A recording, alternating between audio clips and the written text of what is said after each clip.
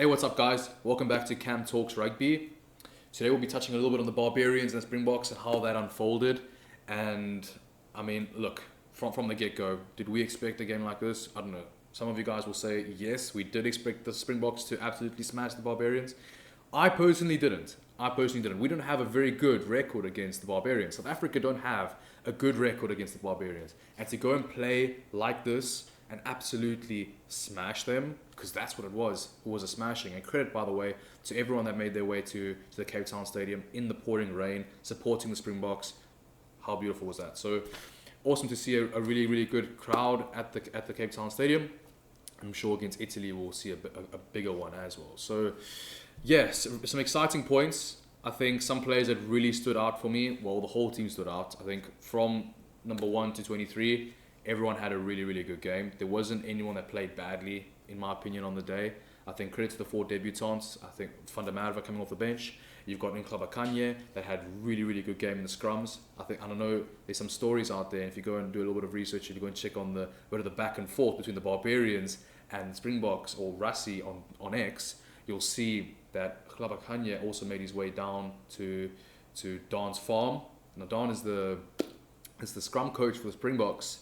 And if you don't know, he's got a farm where Kanye went down and did some hectic work over the last few months to get him into the position and get him into shape and get him in, obviously scrumming like how he did against the Barbarians. So credit to Kanye, really stepped up. And Vincent Chituka.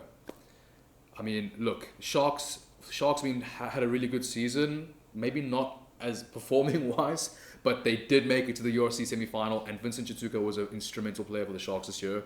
And for him to get the opportunity to play for the Springboks, what an honour. And I saw him as well looking at the press conference with Rassie and Vincent. Vincent walked the talk, you know. He was humble in the press conference, but he spoke really, really well about what he wanted to do, how he wants to bring his style of rugby as well to the Boks, and he did that. He walked the talk, quite similar to another player, Henry Pollock for the British and Irish Lions.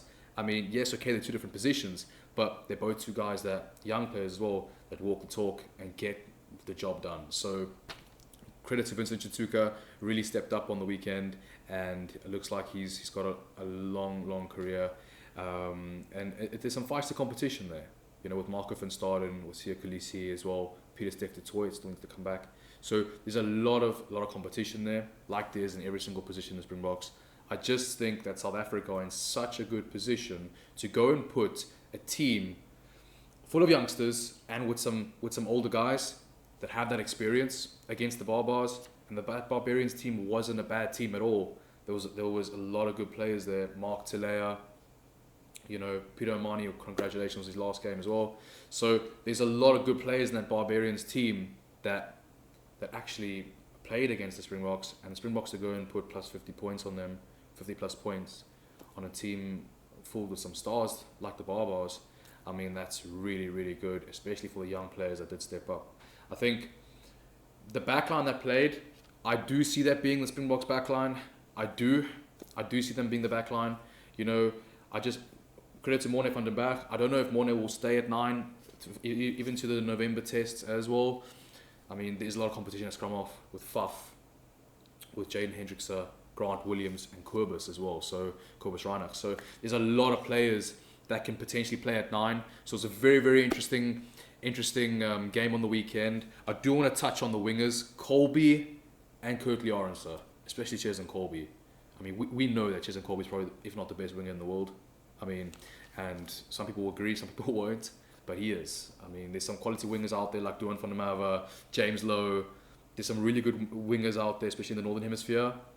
But Cheslin Colby is absolutely insane. The man is a beast. He really, really is a good player. And it's so cool to see him combine as well with the centre pairing of Jesse Creel, and congrats to Jesse Creel, another Springbok captain. Damien Dialandi also had a really, really good game, so did Jesse. Fussy played really, really well as well. So, and Sasha as always has a good game for the Boks when he plays. So, I mean, a really, really good game in all from the Springboks, and it's just so awesome to see this mix of young players and this diverse group of young and old players in the Springboks right now.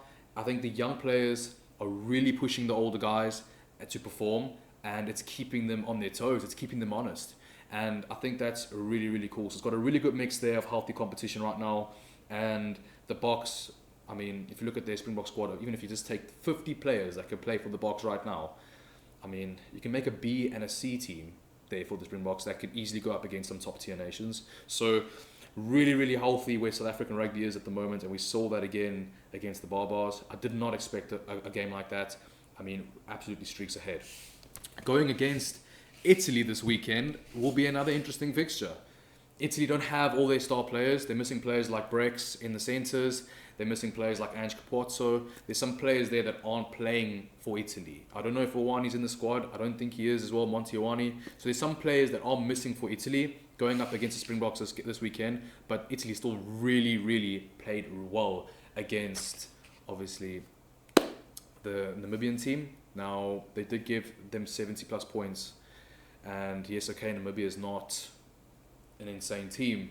Okay, it's not a team like the Barbars or South Africa, but Italy did play well. So it'll be interesting to see how they go up against South Africa on the weekend. I, for one, I've played professional rugby in Italy. I played for Viadana, so I know over the years how Italian rugby especially, has been growing. It's grown one heck of a lot. You see the performances with guys like Herman Fernandez, coaching staff like that, as well as head coach Gonzalo Quesada. So they've got a really, really good coaching staff there, and you can see the progress that they've made since obviously they took over from Franco Smith as well. So there's some really, really good things going for Italy at the moment. It'll be interesting to see how they play and combine against the Springboks. So we're up for a really interesting game on the weekend, South Africa, Italy. You know, we're going to dissect a little bit more the fixtures going into this weekend a little bit later in the week. But really excited for this one on the weekend. And congrats again to the Springboks. Absolute thorough performance. I mean, the Boks have never beaten the Barbarians like this. Never beaten Barbarians like this. So, I mean, credit to Springboks. Really big step up. And Italy as well getting that huge dub over Namibia. So it'll be an interesting one to see how things play out on the weekend. Cheers, guys. God bless. And stay tuned.